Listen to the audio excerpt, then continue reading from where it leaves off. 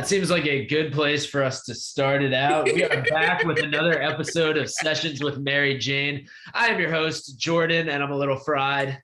I'm Reena Ezra. And I'm Brendan O'Brien. And we have your late night edition of Sessions with Mary Jane on this wonderful Monday evening. You'll be catching it probably on a Thursday morning or something like that. But we have a very special friend, guest, artist, actor, entrepreneur.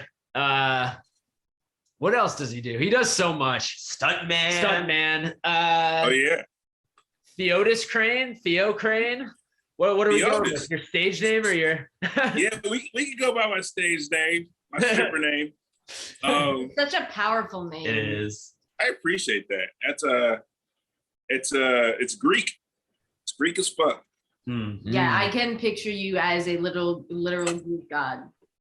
Oh wow. Yeah, it fits. It fits the part how you look. But then also when I first got to know you, I was just like, wow, this is such a genuine, down-to-earth, super chill person. And you were so amusing. Like we just love you. Yeah, we do. Oh man, I appreciate it. You're welcome. That's nice. You guys are inspirational. I want to tell you that.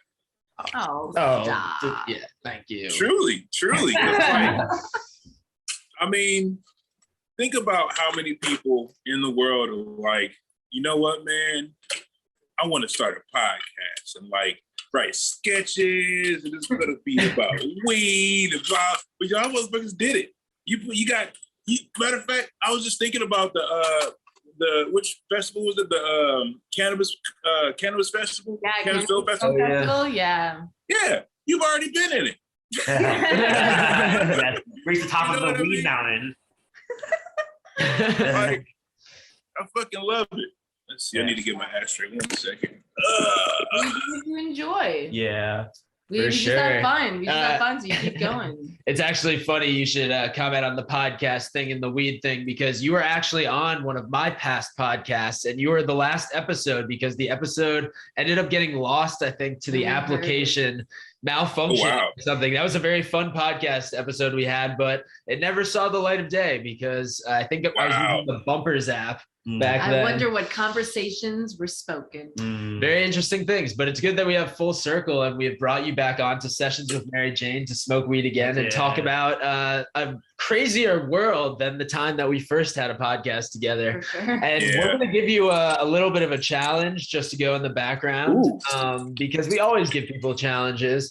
And, you know, we commented on your larger than life stature. And we thought about almost giving you the challenge of giants as that was Jordan, by the way. We did not. But then I was like, I don't want to like other him as like a giant man, because there's so much more to you. And I thought Theo is a boxing aficionado, so I'll let him name boxers in the background. I'm sorry, wait.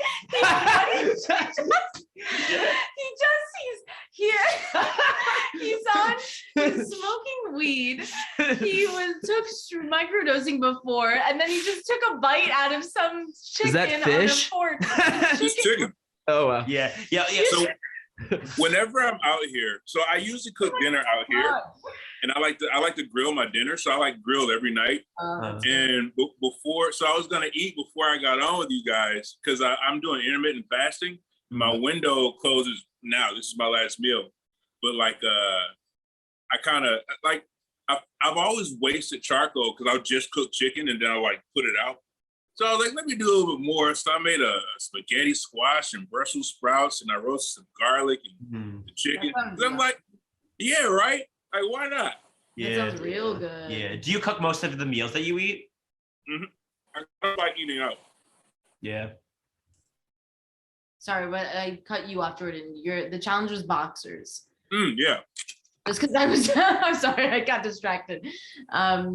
Yeah, so you can, shout out, interrupt anytime when you list off your boxers. Your boxers. Speaking of underwear. We all are. Brendan will keep score. We'll check to make sure you're not lying or making things up. no cheating, no looking things up. Everyone gets a different challenge for the podcast. So you're Okay. no matter what. While we dive into your life also with like the different creative avenues you've gone down. So like, just for clarification, Yes. am I listing them in relation to the subject that we're on? No, you're just listing them whenever the weed tells you to list them, whenever you feel like it. Whenever the conversation is a little dull, you might list off a bunch now. Then all of a sudden you're like, oh my gosh, I'm doing a challenge, and then do them like 35 minutes into it. Yes, and when a boxer punches you right in your memory, then you say that boxer to us. Well, I want to say this: the neighborhood that we're in right now. Mm-hmm. It used to be a, what do you call it? It was basically like a pavilion. They had an arena and everything. And this was the site where the longest boxing match in history took place. Whoa. It was over 100 rounds. Oh, whoa. Wow. Mm-hmm. Wait, and I'll also say, where are you? I'm in the Bywater. Bywater. Weird. And at this, I believe it was a Superdome still, was where Sugar Ray Leonard fought Roberto Duran. Cool. That was like a big deal. So just to go back to the beginning of Theo and Jordan's relationship, how you guys, that was in New Orleans? Yeah. Is that correct? In an improv class. In an improv class. Yes, we were in an improv class. That was a very, very interesting improv class. There were a lot of very talented artists and performers and people in that class. Are you from Louisiana, Theo? Nope. Or your origins? I'm from Atlanta. It's weird because like I've never been. I'm not wild enough to be from Louisiana, but I don't like Atlanta, and so. This is the best place for me. You don't? Why do you not? I'll be in Florida. Sorry, you cut out. Say it again. Sorry. I said this is as close to Florida as it gets without being Florida. I see. And I love Florida, but I can't ever live there. Yeah, same. I agree. Yeah. There's pros and cons. I don't know if it's a different breed. I don't know if Also, because we're just so used to being East Coast people. It is different when I went to Louisiana for the first time, it was like, totally different way of life. I absolutely loved, and the people I absolutely loved. But what was it about Atlanta that I don't like? Yes. So when I was growing up, Atlanta was still pretty civil rights heavy. There are museums where you could just hear about the things that happened and like the people that made a difference, and like the reason we're here is because these people did this and this person did that. And that shit just went by the wayside because people came to Atlanta to make money, which God bless them, but like the Atlanta that I grew up with is not there. And that's the Atlanta that I love. Gotcha. And also like Freaknik. Like you can't have civil rights or Freaknik, like fuck that place. You like Freaknik was magical. Like, okay. You know how everybody supposedly has two sides or whatever? One of my sides is a little bit of a hoe. And like Freaknik just, even if I didn't participate in anything, it just scratched the itch. Just knowing people were out in the streets, just getting naked and just get to it. Like, it just spoke to me. And like, New Orleans has like the naked bite, right? But it's not Freaknik. You know what I mean? Like Freaknik was just, it was all the things that I was about at that time. Okay. So it's nostalgia to short answer. It's the nostalgia of the Atlanta that I miss. Got you. Okay. And was it when you left Atlanta that you were exploring acting or boxing or being a stuntman? Because I know there's many, like we said, you're multi-talented. So you could let us know what came first. And was that discovery in Atlanta or when you left? So I discovered acting in Atlanta at Seven Stages Theater in Little Five Points. I was in, it was a 30th anniversary, I believe. I might get them backwards. It was a 30th anniversary, no, 78, 88, 98, 2000. 40th anniversary of the play Hair. And the 30th anniversary of the theater that we were doing it at. And so it was like a big year, and I got cast. Like, I was at a fork in the road in my life. I was at a shitty job, and I was about to lose my apartment, and I got somebody put my name in because I was in regional plays, like just fucking around with friends and stuff, but there was no money involved. It was on weekends, whatever. I still had a life around it. But the dude who did that suggested that I audition for this, and he like put my name in it, whatever. And so if I stayed at work that day, I missed the audition. It was the last day they were auditioning. If I went, I had to quit my job.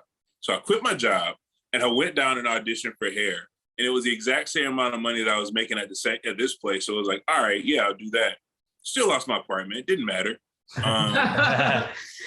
And so. And how old were you? 28. Okay. Yeah. And so I had about 10 years of Arrested Development where there were just things that I wasn't aware of in the world and had no real idea how to make like my next life step. So I just worked. I just took jobs where I could find jobs, like through recessions or whatever. So I've had a bunch of different jobs, and none of them were something I wanted to do for longer than a year, right? And so this was the first thing that when money was involved, I was more intrigued. Like, all right, because I knew it was going to be art, something. I grew up drawing and painting. I'm an audiophile. I'm a cinephile. Like, I knew it was going to be something art. That was always the direction I was encouraged to go in. That's like the one thing. Me and my mom don't have a great relationship, but like the one, she's like, you need to be acting, like from a young age. It was weird. You would think like the parents are clashing, like, you need to get a real job, blah, blah, blah, wear a tie, be a man. But no, you need to be on TV. She supported that. Yeah, she saw that in you and she's like, this is the thing you have to go after. Yeah. There used to be, so we did extra work when I was a kid, like 13, 14. Okay. And they were looking, I think they were looking for a stand-in for Michael Clark Duncan for the Green Mile. Oh, wow. And there was this number that you would call to hear about the extra jobs because like the internet wasn't really a thing yet. And she heard it and she was like, you need to call them. And I dilly-dally and I did whatever. And she got pissed because I missed it. And that shit just kind of stuck out to me. And so like, you know what? Never considered it, but that might be the reason why I went for this audition. You know? And so I went and I got it. And it was a musical. So like, I'd only done karaoke. You know what I mean? So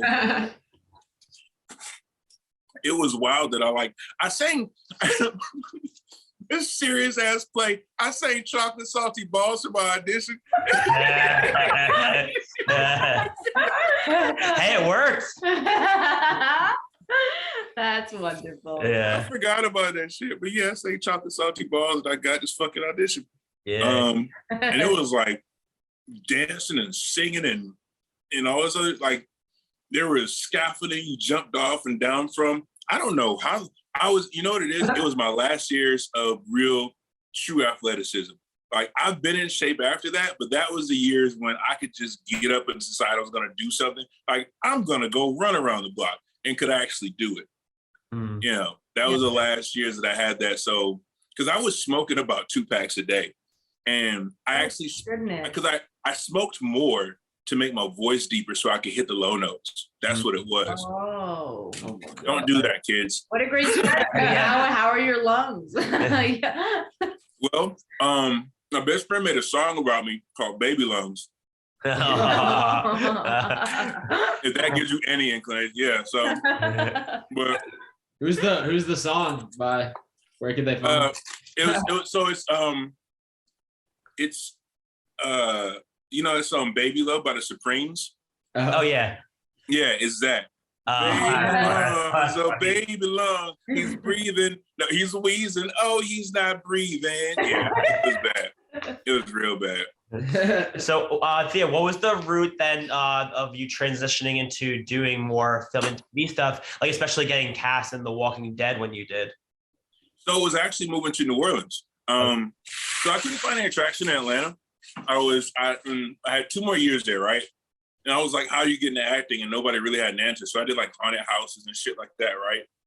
And then I got entangled with this woman and ended up moving to New Orleans. And I think it was the lack of a safety net, you know, like I couldn't move back to my mom's house, that kind of shit, right? And I was far enough away from her that I was having a good time in life. You know what I mean? Yeah.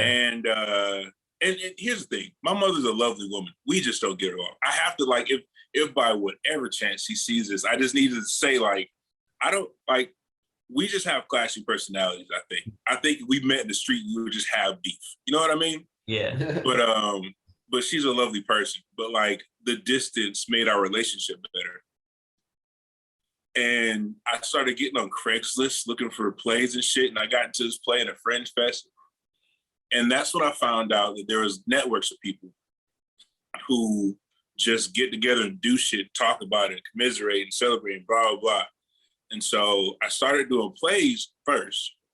And I went and got an agent. I don't remember doing this. So every representation I've ever had, with the exception of my New York rep, I cold call. Oh yeah, really? Mm-hmm. I either cold called or sent just a email template that I made. And I think I either called or just showed up to their office, and I had gotten this agent. It was my very first agent, you know, very low level. And then I got this play, and somebody wanted me in another play because somebody's always making a play somewhere. You know what I mean? Yeah. And I remember that I booked this play,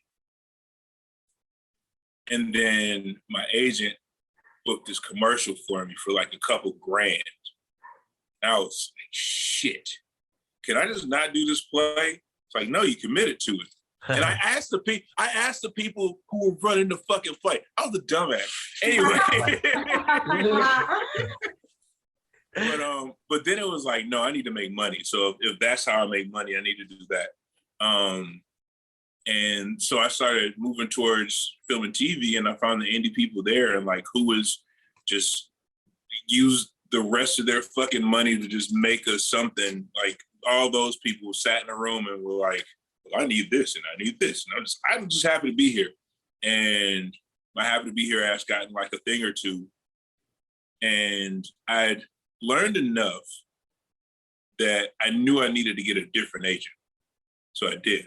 And I'd taken an acting class with this guy, Lance Nichols. He was my first acting coach. And he was like, you need to go to this person and they'll get you straight and blah, blah, blah, blah. And this is what a resume looks like and yada, yada, yada.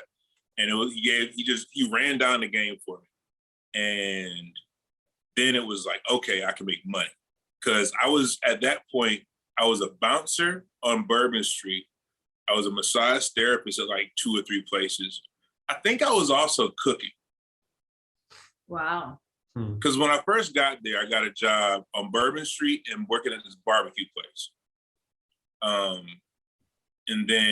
But I was always like, my whole life I've been a bouncer. And so I was like, yeah, I got to do that. But in Louisiana, it's illegal for you to search somebody coming in the door. So like, you don't know who has a gun ever. Ooh.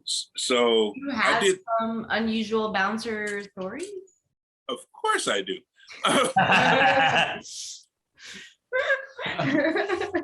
I would not. Could you imagine me as a bouncer?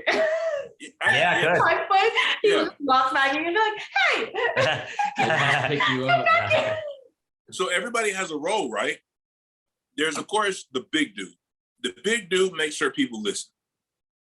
But then you have to have somebody with something to say.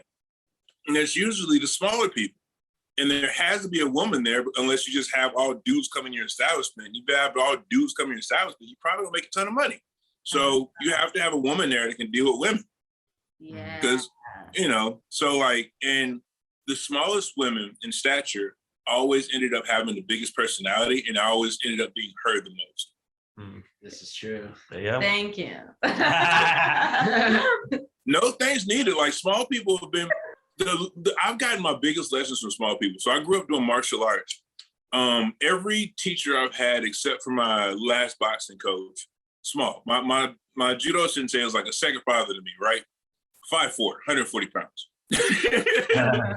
He was whooping my ass. I was 20. You know what I mean? Yeah. So, you know, but yeah.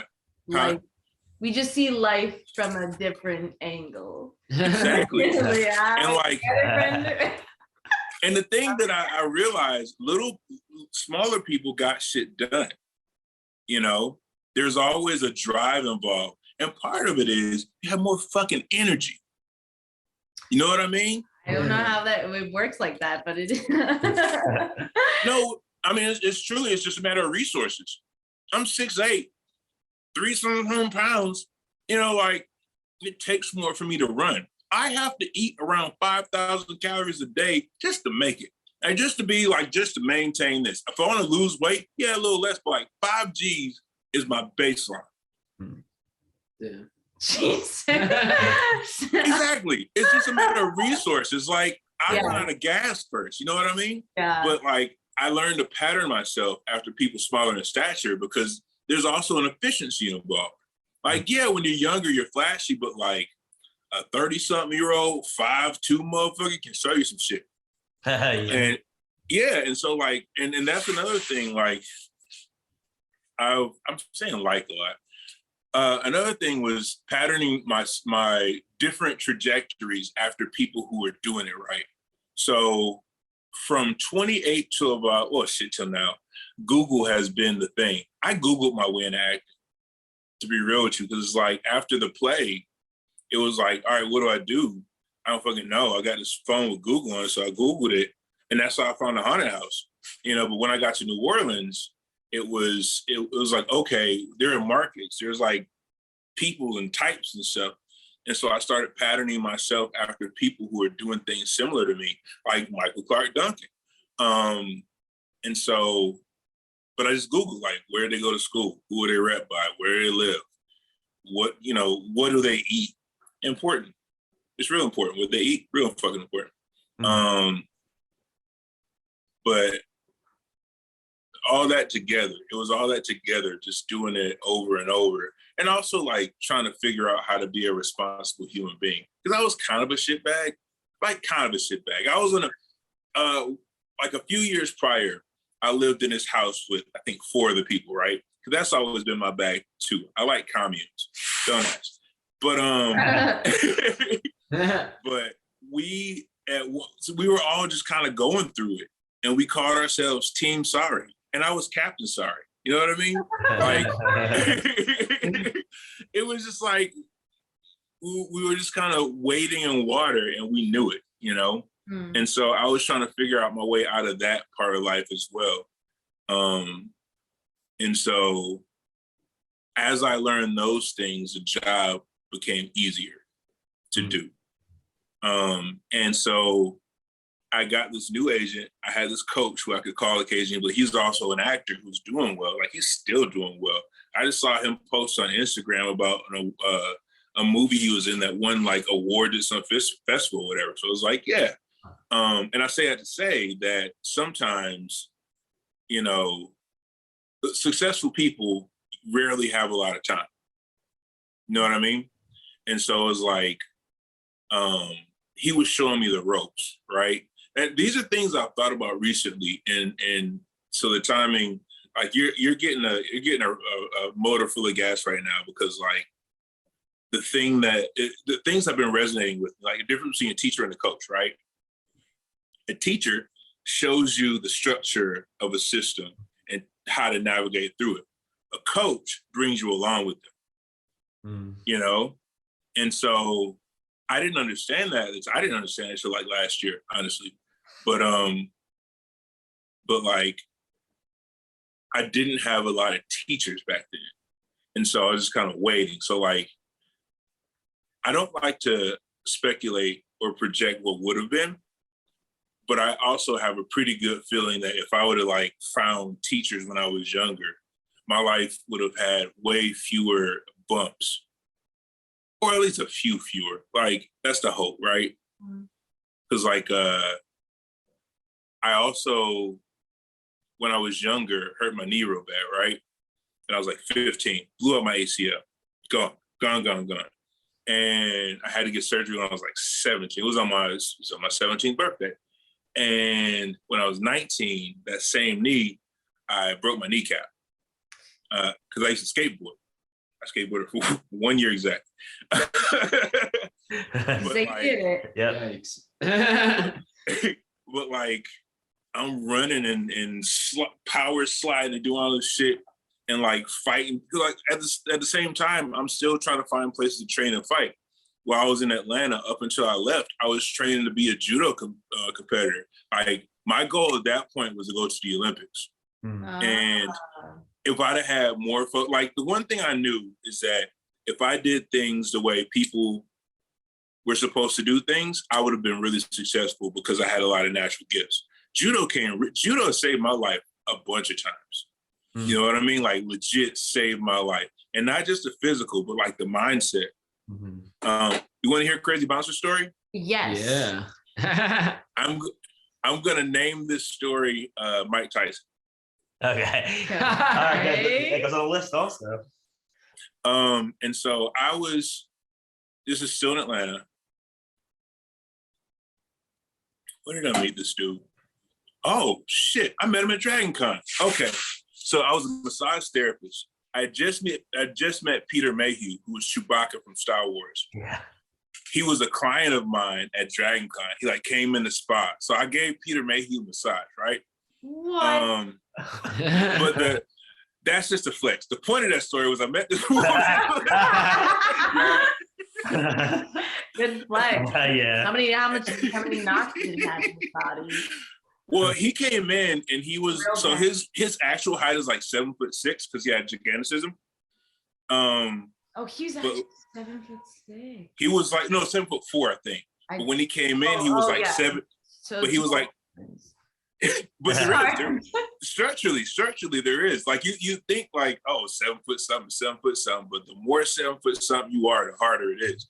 True. And at that time, he was like 7'1" because his muscles had contracted so much that he couldn't stand up all the way anymore. Oh. Yeah.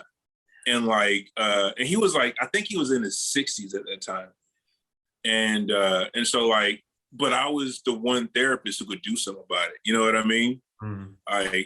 It was a lucky situation. So it was a really good weekend. And I was really in the meeting because I'd never been to a convention before either. I was a nerd without a place. And so I met this artist who was just amazing art. She painted a zombie giraffe. It was so striking and like such a good, it was very small, it was so good, so detailed. I was like, I need to know who this person is. Because from the time I was small, if anybody was good at any kind of artistic endeavor, I wanted to know everything about them. And so we hung out, but we like legit as friends hung out. And one night, it was like a Saturday, her brother was in town from Lebanon, because that's where they're from. And we just like went out and we went to this sushi place. And it turned into a club after a certain time, right? Because it was Saturday in Atlanta, you want to make some money. And during the transition from restaurant to club, the brother got into it with the chef, like the cook. First and foremost, I am not perpetuating any stereotypes in this story. Nothing about this story is why certain people are certain people. This is literally what happened. There was a whole bunch of Japanese dudes in suits, right? And the chef, like the cook, looked like the chef out of a Kung Fu movie. White t-shirt, weird white hat cocked to the side, apron, dirty black pants, unidentifiable shoes. Like legit he was either whooping somebody's ass or somebody was going to whoop somebody's ass in his behalf. Either one of the two. And he gets into a fight with this guy. Like the one dude you don't want to fight with in a sushi place, the cook, the knife dude. He's fighting with him. And me and his sister were like hanging out because it was a party. So it was like, oh shit, what's this? And he was fighting inside with them. He was fighting with like one or two people and he was getting kicked out. I was like, oh shit, but I know how to navigate this. I'm like, yo, he's with me. I'll take him out. I took him out and we're in the parking lot and the dudes followed him, like the cook and like two legit underbosses from a Bruce Lee movie came out. Oh my gosh. And but the thing is, he was handling them. It was 1-on-3 and he was getting them. But I found out later it was because he was super sad because his sister had got attacked while she was in Lebanon, and it was why he was here and he couldn't do anything about it. So he just felt powerless and was like hurting for his sister. So he was like fighting with a razor we'll never understand. This is yeah. And so he was handling these dudes. And then the Japanese dude in a suit walked up with a Uzi. And I said, hey, put that back. How did you yell, hey, put that back? But he did. Whoa. He didn't use it, thank God. And so like and his sister, the dude's sister is like screaming and crying because she's seeing the whole thing. So I just grabbed the dude. I peeled the three dudes off of him and just like ran. It's like, oh my God. We're leaving. Because like the whole time, I could have ended this fight at any point. Like no person in this fight was taller than 5'7". Like, no shade to anybody, but like I could have ended this fight at any point, but it was like, there is no time to double dutch into the situation until I saw that Uzi. So you used, it was a mental strategy instead of a physical strategy. It was like, it felt like verbal judo, you know? Yeah. It felt like verbal judo. I felt like it was so, okay, there's 3 parts to a judo throw. Let me make sure I get this, because I think the tincture is starting to kick in. Kazushi, it's Kazushi, Sakure, and Kake. Off balancing, fitting in, and executing, right? And I think I just did a little bit of off balancing. Like I just caught because you don't expect anybody to like, hey, put that back. It's the plainest, you know? Yeah. And I think he like had a second like, yeah, you're right. Right. It's like hearing reason at the right time can really be effective. And the person's like, yeah, actually, now that you mention it, that's a good idea. But like, yeah, that was like I forgot about that story. I haven't thought about that story in years. Jesus Christ. It was a good week. Yeah, hell yeah. That was a great story. What a tense situation at first. Yeah, I was about to ask you how you translated it from like that, like doing like martial arts into movies, but you just kind of described a movie like martial arts scene to us. So like, so how did the two kind of like overlap in your life? So weirdly, my life has a lot of happenstance, right? I got into stunt work. That was good. God damn. All right. I got into stunt work. So what I did was I took some aluminum foil, right? And I put the Brussel sprouts in there. And then I put some olive oil all up and through it. I made sure it's covered. And then a lot of pepper and a little salt. And then I put it on the grill for like a fucking hour. But like that stuff, yeah. So olive oil has a low burn temperature, so it starts to burn quicker, so it gets that like crispy whatever on it. Yeah. And the pepper, like, anywho. It was a Facebook post. I was in LA at the time. I had moved from New Orleans to LA because it was a Norman Reedus movie, something about knives. And I got this audition. It was for like a lead character in that movie. And I was like, oh shit, it's popping. And I had a teacher at the time, and we worked on the audition for like a half afternoon. And I was really proud of it, sent it in. And I found out later that like some dude in LA got it. And I was like, if some dude in LA keeps getting all these jobs, I should go be some dude in LA. And so I moved out there. because another happenstance story. This dude on Twitter reached out to me because he said he could help me on my follower account, right? I was between 10 and 40,000. Like I was doing all right. And you watch Sons of Anarchy? Yep. You know the guy that plays Happy? Yes, I do. Yeah. Is that Theo Rossi? No, not Theo Rossi. It's God, his name is blanking. I can see his face. The ball, they're all bald. I'm gonna look it up. But anyway, the Sons of Anarchy had just ended, and he was like everybody else was kind of an established actor, but like he got into it. Like he just like talented his way into it. Like he had that Happy Loman is yes, Happy Loman. What's the actor's name? That's the character. Right. The actor is David LaBrava. Yes, David LaBrava. Thank you very much. David LaBrava was making a movie because like he didn't really have that much experience, and he kind of like worked his way in because like you can't say hustle because it was all just like what he brought to the table was a lot, and it was really good for that part and the character. But like he wanted to expand his brand and like do more shit, and so he got a bunch of people together to make this proof of concept trailer. Right? It was like so Don Fry is an MMA fighter, right? The guy who played the T2 in the Terminator, Robert Patrick. Yes. Okay. I'm gonna just look it up. Hold on, because it's like a lot. So Greg Baldy was a cinematographer, and he's like a big deal in his own right. And he had him doing the cinematography for the whatchamacallit. But like, of course, you got Sons of Anarchy people in it. So like, let's see, Street Level. That's the name of it. So Marilyn Manson's in it. David LaBrava, Mark Boone Jr., who's like the big dude from Sons of Anarchy. Charisma Carpenter from Buffy the Vampire Slayer. Drea Mateo from Sopranos, right? Yeah. Sean Whalen from People Under the Stairs. Okay. He was a kid actor. Like you know his face when you see him. Yeah. Let's see. Like he just got like a bunch of motherfuckers come out and just make this trailer, right? Danny Trejo, fucking yeah. Like it was like when I came out there, it was like, what the fuck is happening right now? You know what I'm saying? Yeah.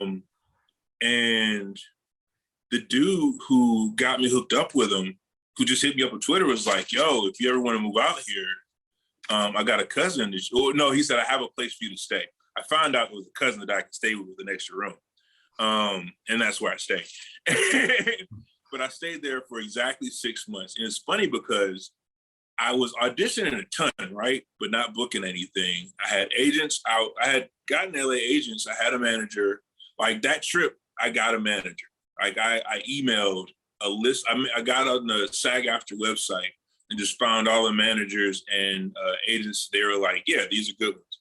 And I just emailed all of them. And one of them hit me back. And then I told her my plan, like I'm moving out to LA. I just want to have a rep before I get out there. And she was like, I'll try you out, but you have to move out here. And a couple other things. She's still my manager. Like she's dope. But like, so like it kind of like got me set up for things that I didn't even understand that I needed at the time. You know what I mean? Mm-hmm. But like, it was exactly 6 months was coming up anyway. No, it was the day. And I hadn't booked anything because that was the thing. I was banking on my marketability. Like I'm going to move out and I'm going to book something. I'm going to get an apartment, yada, yada, yada. And because at this point in my life in New Orleans, I had quit my day job. It was just acting. Like I was just pursuing acting. What I didn't realize is you can't do that shit in LA. So I was living off residuals and like, you know, hopes and dreams and like the kindness of this dude's cousin. And so 6 months was up and he was like, yo, man, I just got engaged, yada, yada, yada. And right before I went to talk to him, I saw this Facebook post. We need somebody this height, this weight, these dimensions. That sounds a lot like me. Yeah, I can do that. And I had that talk like, oh shit, I don't know what I'm gonna do.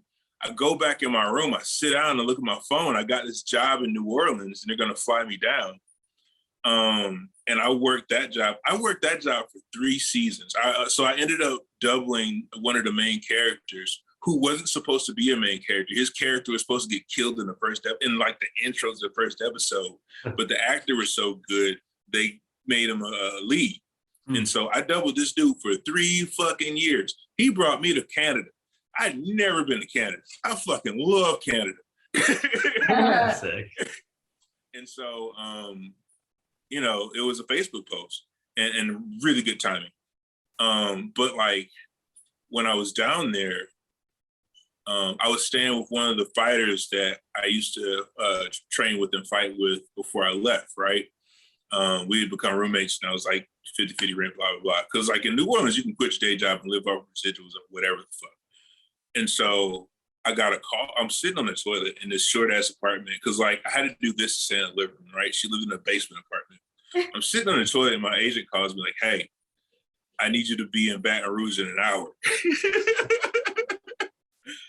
And it turns out it was an audition for this show, Underground. Oh, wow. That I ended up doing like 5 episodes on. Cool. And I was doing at the same time that I was doing Zoo, which is a stunt job. And so I was doing, and it was a stunt acting job. And I think that's part of the reason I got the job, because it was already like I worked in stuntman. And it was my first fucking stunt job. You know what I mean?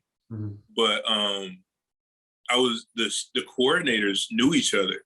And so they basically planned out my schedule. And I would like one coordinator would come like, yo, they really need you on set at the other job. And one job rented me a car because I was technically an LA actor.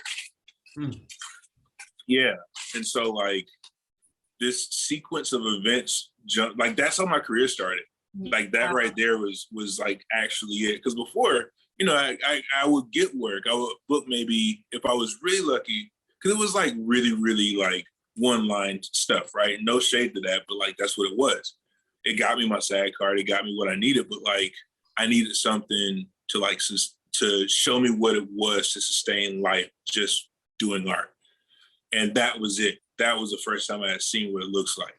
And so I took really, really careful notes about everybody that was involved in the process and like figured out who I wanted to pattern different aspects of my life after. So one thing I learned about, so I got a therapist, right?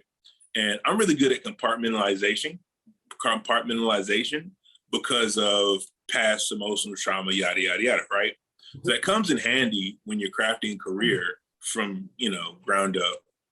And I was able to see like, this person does one specific thing really well. I need to learn that. And I would just watch people and learn shit and like talk to people and like build relationships and all that kind of stuff. But that's really what got it started. So Walking Dead was like great. Walking Dead got me to LA, right? But Underground and Zoo were like really the jams. That was the first time, because like Walking Dead was my first recurring role, but it was 2 episodes. It was 2 episodes. And so like it got syndicated and everything, and residuals are good, but like if I was one of those 5 or 8 episode dudes, living off of residuals in LA would have been a lot easier to do, and I might not have moved back to New Orleans. You know what I mean? Yeah. So like everything happened in such a way that was like, no, you're gonna go this way. You know, but like the neat thing comes in because I had no business doing any of this shit. My role on Underground, we were literally running. Like we were running from, so like but I lost a ton of weight. I lost a ton of weight because I was still naturally talented physically, but like I was in my 30s at that point, and so things were like, but I also think that kind of saved my ass, because if I'd have been heavier, then my knees would have not been shit today. So like, yeah, that worked out too. But yeah, man, like that whole period was a wild ass ride. Cause that was also, that was also like my whole phase. You know, like everybody has to have like a good whole, like I think in order to have a happy life, you got to have a good whole phase. Mm-hmm. And that was like during my whole phase, I was just living an adventure. And so it kind of worked out, right? And right when things started like leveling out, I was like, you know what? I should probably get my shit together. And I did. And like, so like again, the timing of it all, because if I'd have kept my whole phase going into that, like 3 months after that, I ended up with a 6-pack because I had terrible anxiety, but I'm a fighter and I live like 6 blocks away from the gym. So at like 5, 6 in the morning, I walk to the gym and just work out all day to work on my anxiety. Well, 6 months of that, I had a 6-pack. And if I'd have still been my whole phase, I would have herpes. I guarantee. Oh my gosh. Guarantee. I guarantee it I would have. Yeah. And so, like, again, you know, just like the timing of it all. So a fighter with really good timing is like the best timing, actually. Sugar Ray Robinson, Muhammad Ali, and Mike Tyson both regard him as the greatest pound fighter of all time. I also stand by that, given this current landscape of pound fighters, with Canelo Alvarez being the top, Terrence Crawford being number 2, Errol Spence being a close third. What was, when you, which the first of I think is like incredible that you just went after and chased like each step along the way to advance in your acting career, where you would just cold call people, email a bunch of people. You were like figuring it out step by step, and then using the goodness of strangers at first who were strangers around you, and then building the relationships, which I think it's not, sometimes I don't think it's just luck, where it's like, yeah, maybe the universe does pivot you from one direction to the other to go on the path you're meant to be on. But that is a lot of credit to you, a lot of credit to being like, you're like, okay, I need to go to the next thing. Oh, I need to know, you knowing what's working for you in the moment and what isn't, and being like aware and astute to be like, oh, this is the experience. I got to pay attention to who's doing what, so that I can, like you said, make note, and that you can, you know, because you do have such a presence, and there is so much more to you. Even like the little bit we got to enjoy with collaborating with sketches, and hearing your writing, and hearing your ideas musically, and hearing I mean, you've got a lot going on in your head, like all the you like, it's funny shit, it's wild shit. Some of the stuff you text me. Don't say that to a man on shrooms. I mean it as a compliment. You don't want someone who's bland and doesn't have any, you know, someone who's one note. The things you text that I'm just like, wow, this is very intriguing. But also so that's like the mental aspect of it, as well as when you got into boxing, just to lead into the last thing you were talking about, boxers going into, I mean, also there's just so much, you've worked like so many different odd jobs, but then when you channel your energy into something like boxing, what is one of the good things you took from it and learned from it, and what was one of the hard things you had to adjust when you were like just doing it because it's different. Every martial arts is different than, you know, who's different than karate is different than, so yeah, I'm just interested in that. I'll start with the hard thing, and it's 2-part, because my coach also was a kickboxing coach, and the style of kickboxing was called Sanda. It's Chinese, it's Sanda or Sanshao, and they've universally gone Sanda lately. So part 1 of the hardest was that, like, in Sanda, you have to kick. I've never been a kicky dude. You know what I mean? I'm real tall. My balance is, you know. You're equal. And so, yeah. But like, my judo training gave me the balance that it took to like actually learn how to kick. And my goal in life has been to have like a beautiful sidekick. like through all the knee shit, whatever. But like you have to be so strong. With like your center of gravity or your core, is that a core thing? Oh, okay. It's all of it. So, all right, so breaking down a side kick, you have to have, first off, your feet need to be evenly spaced on the planted on the ground. There are 3 points of contact that you need to have a sense of gravity for. And so going straight up the leg, the muscles that control those 3 points have to be equally available and strong and balanced. And the thing about my left leg was for a number of years, it bent in like it was crooked. And so to have that balance, it was really, really difficult, right? Wow. But also I think getting that balance might have fucked it up a little bit worse. So I was always an anatomy nerd growing up because like my mom had anatomy books because she was a painter. And so she would like paint people's bodies. And so I grew up looking at them and just like the body fascinated me. And when I went to massage school, I didn't have money for an anatomy and physiology book. So I brought a notepad because she would put slides up. Like the same slides were in the book. So if you had the book, you could look at it. But I just drew the muscle and wrote down all the information. So like I literally memorized an anatomy book. I didn't realize that was how you memorize things. And so when somebody stole the book, I was like, yeah, I'm good. I still remember it. Because somebody stole the book. That was really sad. Anyway, when I think about things like the mechanics of a kick, I'm thinking about from anatomy and physiology standpoint, like there has to be balance coming from specifically the hips and the glutes. Like everybody should be squeezing their cheeks at all times. Like boxing or just regular life? Life, every part of your life. Everybody should be squeezing your cheeks at all times. Like your butt cheeks should have everything to do with everything you ever fucking do. It's so annoying. It's so fucking annoying because I didn't know it until I was like 30 something. Wow. Yeah, Why? Use your butt. Come on, Jordan. Like, it's literally your center of gravity. Like it controls how your body maneuvers through planes. Like you squeeze your right cheek, you're turning to the right. You know, and it's the degree of the turn depends on the strength of the cheek. So to speak. They're like the handbrakes on a bike. Yes.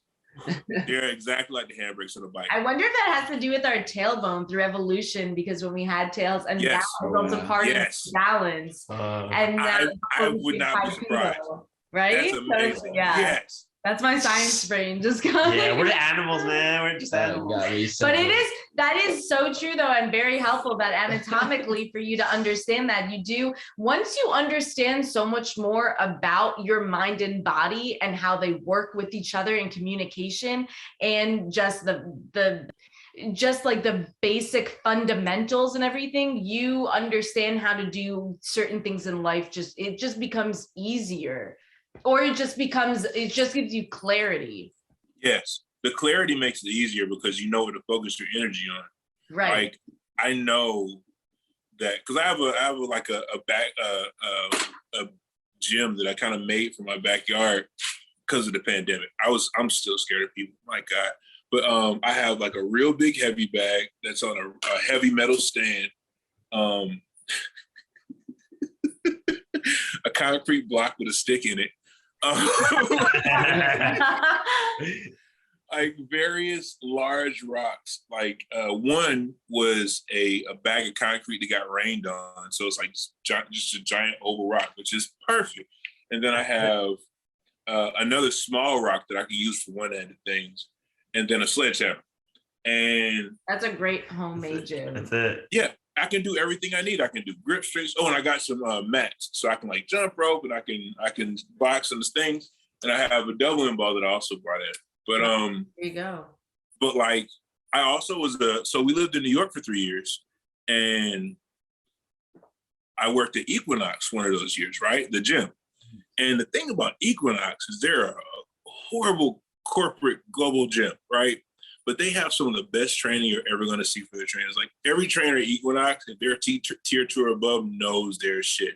you have to go to the training in order to work there. Like 3 days a week, you have to go literally to class, like a couple hours for a class for more physiology. So I was like, all right, I'm going to use this to fix my knees. And so I like paid really close attention. I still didn't fix my knees, but I learned a bunch of shit. And so now that my knees are fixed, I know what I need to do.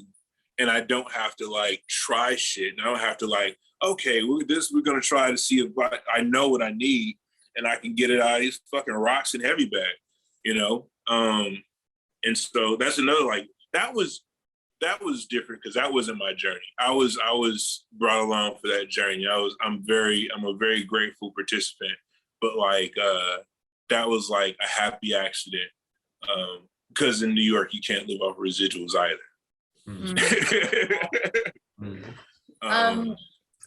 Well, two things.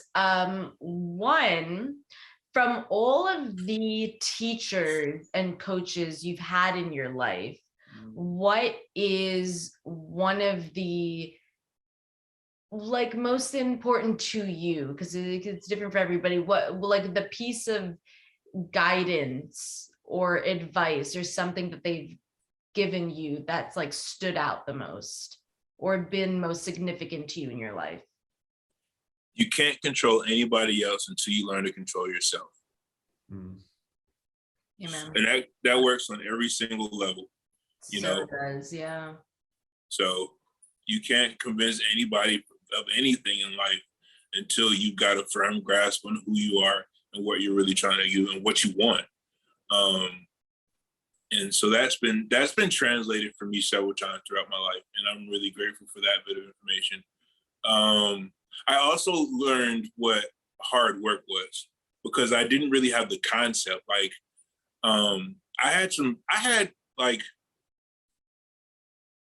the thing about my mom is she tries really hard, but she's also hard-headed. So she's working hard in a direction that might not be the direction that might suit her best at that time, right? And I say it to say, she was doing it on her own. My mom's an artist. She's a really creative person. She was doing some wild shit. For like 6 years, we sold pantyhose to make work. You know what I mean? And like beyond that, I didn't really have great role models. Like, you know, basic boys in the hood story, boys, Minister Society story, dad wasn't there, mom's trying to make it work. Friends, gang bangers, blah, blah, blah, blah, whatever, smoke crack.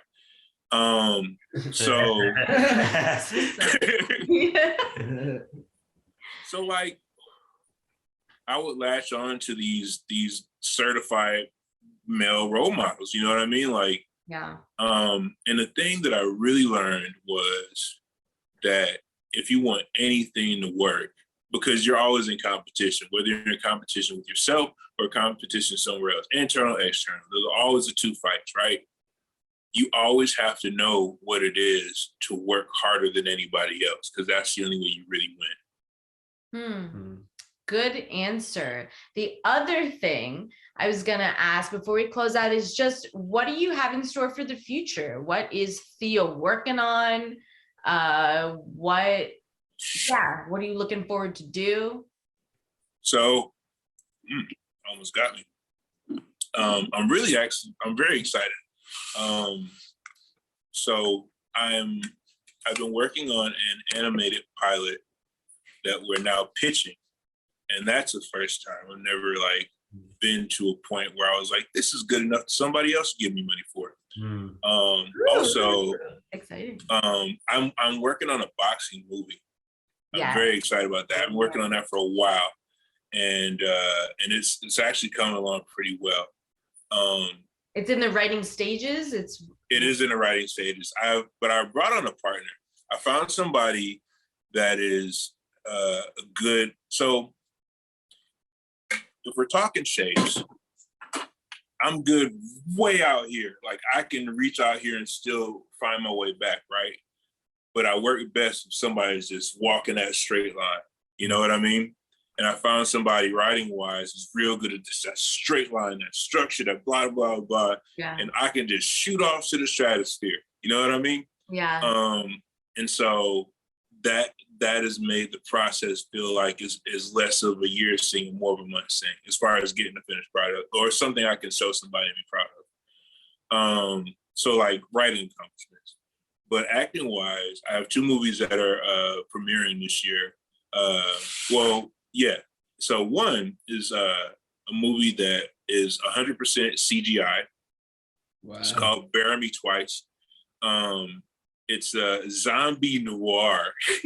Oh my God, I'm so into that. Hell yeah. Hell yeah. And it's the premiere is at TCL Chinese Theater in LA. It's the Indie Film Fest out there.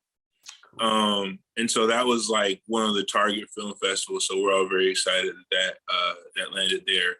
And I wrapped my first starring role in a movie last November, a movie called Don't Die. And it's scheduled for a fall release at a film festival type deal. Nice.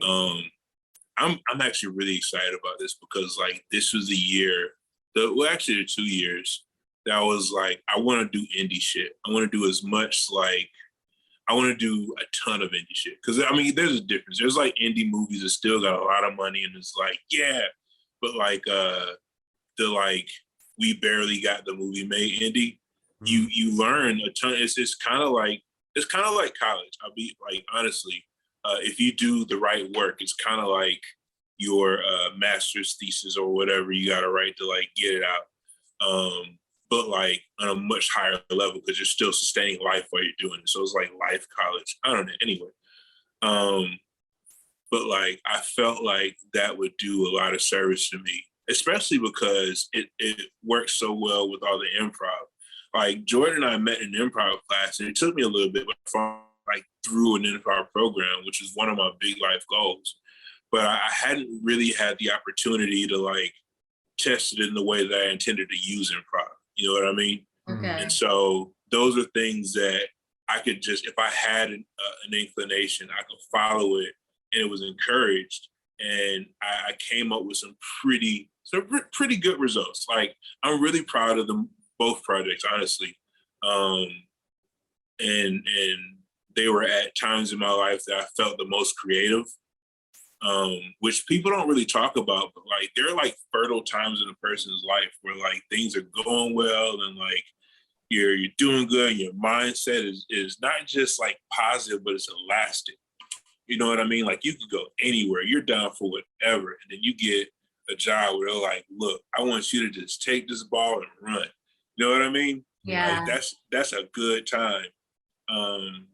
Well, we are so happy for you that those are coming out. We are like really looking forward to seeing more from you. Happy you're collaborating on new projects. I'm just out of curiosity, Brendan, how many does he have in his list? And if there's any more boxers you would like to add or get it in last minute. You have 7 right now. Okay, so do you have credits? Do you roll credits? No.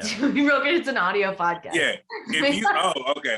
You can just shoot them off. Yeah, we'll just tell you at the end. Yeah, do it. Yeah, I can go for a minute. Okay, so there's Fast Eddie Chambers, there's Riddick Bowe, there's Evander Holyfield.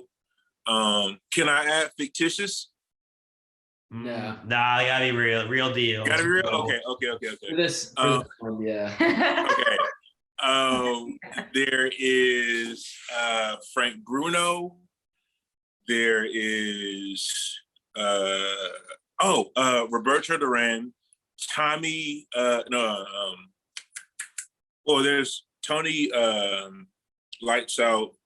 James Tony. There's what's his name? Hagler.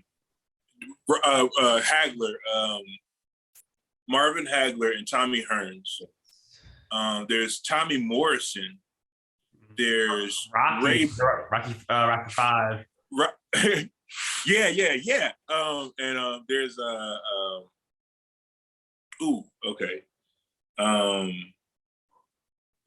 Julian Jackson. He was a beast. There's Willie Pep. The Jack Johnson, I think I listed Jack Johnson already. Jake LaMotta. Raging Bull. There's Archie Moore. There's what's his name? I'll come back to him. George Foreman. Grills. Yeah, right. Michael Moore. Muhammad Ali. And he beat Cleveland Williams. He beat who else did he beat? He beat Sonny Liston twice. He beat he beat George from shit. Am I gonna have to jump? This is a really good list now. This is really good. I literally could do this for hours. I'm going through errors. I'm following the link because like Archie Moore trained George Foreman, who beat Michael Moore, who was trained by Mike Tyson's trainer, who also trained. Who else he trained? Anyway, back. Yeah. That's a good. I didn't have a big family, so I got room. Do you naturally have a good memory for, I guess, like boxing, but also maybe just like sports stats in general? No, but I work on my memory. I play cognitive games. I use Elevate, and and like that has like the memory function, but also I like memory games. And I started playing word games too. And there's this one where you have like the circle of words with the letter in a circle of letters, with the one in the middle that you have to have in every word you use. And then there's an extra prize if you use all the words in the circle. And that's like a pain in the ass. It's really difficult, but like every day I make sure I at least get the big word, and I've been pretty good about that. And that's helped because I've had to like recall, because it's not just memory, it's recall. You could know a lot of shit, but if you can't access it, it's useless. Yep. And so I've been working on that 60, man. I'm trying to live to 150. You know what I mean? Yeah. You know, smoke a lot of weed. Huh? I said that'd be amazing. I won't make it there. I'm already certain. So, whatever, man. Just get some robot parts and keep moving. Let's go. Also, plug your handle so people can find you. Oh.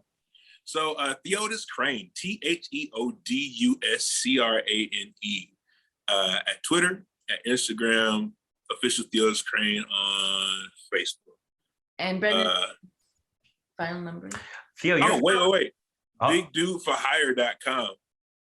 Wait, what? BigDudeForHire.com. Wow. Yeah. Is that your website? I'm gonna put that in the bio. BigDudeForHire.com. I thought that was a boxer's name. I'm like, boxing.